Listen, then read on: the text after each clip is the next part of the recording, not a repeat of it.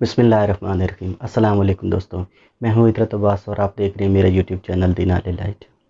दोस्तों, हमेशा मैं बात करता हूं अल्लामा इकबाल ओपन यूनिवर्सिटी के स्टूडेंट्स के हवाले से, लेकिन मेरे पास बहुत सारे ऐसे भी स्टूडेंट्स हैं जिन्होंने मुझसे बाकी तालीमी बोर्ड्स के बारे में सवालात किए हैं, तो मैंने चाहा कि एक वीडियो इस पर भी बनाई जाए।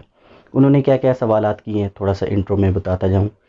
किन बच्चों को पास किया गया और किन को प्रमोट किया गया, ये एक बहुत बड़ा क्वेश्चन है। उसके बाद ये है कि जिनके बारे में ये कहा जा रहा है कि अगस्त में स्पेशल एग्ज़ाम होंगे, वो कौन से बच्चे होंगे, जिनकी सप्लियाँ हैं उनको क्या करना होगा, ये वो सारे क्वेश्चन। और प्रैक्टिकल के मार्क्स कैसे लगेंगे, इन पर डिटेल वीडियो बनाने की कोशिश की है। उम्मीद है कि आपको भी पसंद आएगी।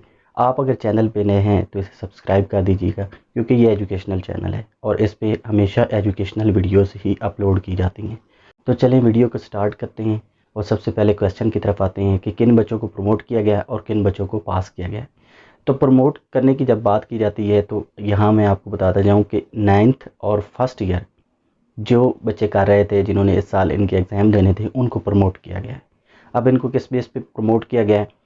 ये बच्चे जब 10th में जाकर और इसी तरह सेकेंड ईयर में जाकर अपने एग्ज़ाम देंगे, तो जो उनमें इनके मार्क्स आएंगे वही इनके 9th में भी लगा दिए जाएंगे और इस बेस पे प्रमोट किया गया है। अगर ये कोई भी बच्चा इनमें से सेकेंड ईयर या 10th क्लास में फ़ेल होता है या सप्ली लेता है, तो उसकी 9th में भी सप्ली ही कंसीडर की जाएगी। तो इसलिए इस जो एजुकेशनल ईयर आ रहा है, इसमें आपको ज़्यादा से ज़्यादा मेहनत करने की ज़रूरत है। और ये 9th और फर्स्ट ईयर वाले बच्चों के पास ये बहुत बड़ी अपॉर्चुनिटी है कि वो अपने आप के नंबर जो है मेहनत के ज़रिए एक ही सिलेबस कवर करके तो 9th और 10th दोनों में बहुत अच्छे मार्क्स ले सकते हैं।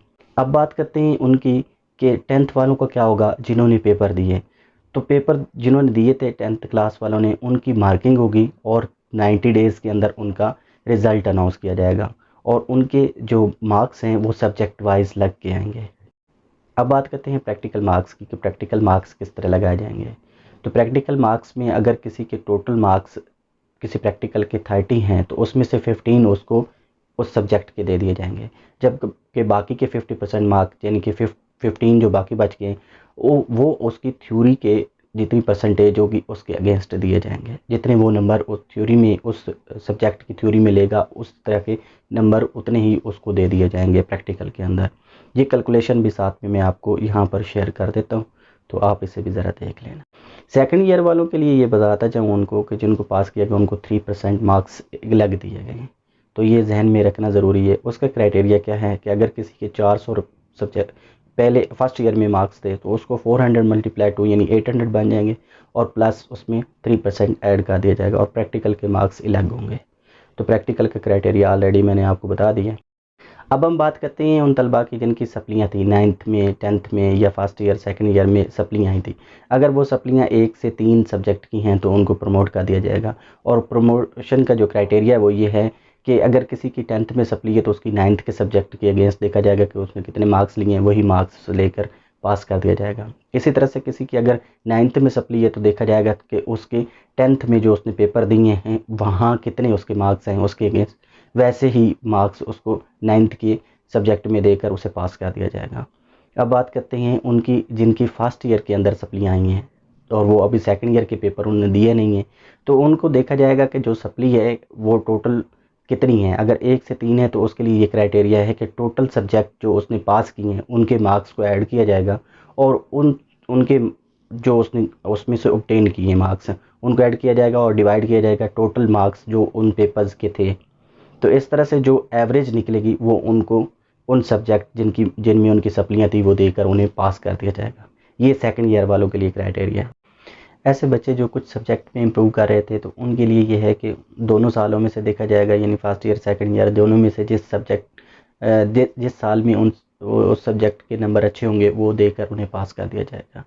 इसके बाद बात करते हैं इस्लामियात और मुताले पाकिस्तान को। तो इन दोनों सब्जेक्ट को पैरेलल रखा गया है। अगर किसी के फर्स्ट ईयर में इस्लामियात जो है उसके मार्क्स अच्छे आए हुए हैं तो उसके अगेंस्ट अगर वो इम्प्रूव करने के लिए मुताले पाकिस्तान को इम्प्रूव करने के लिए उसने दिया हुआ है तो उसको इस्लामियात के अगेंस्ट ना मार्क्स दे दिए जाएंगे।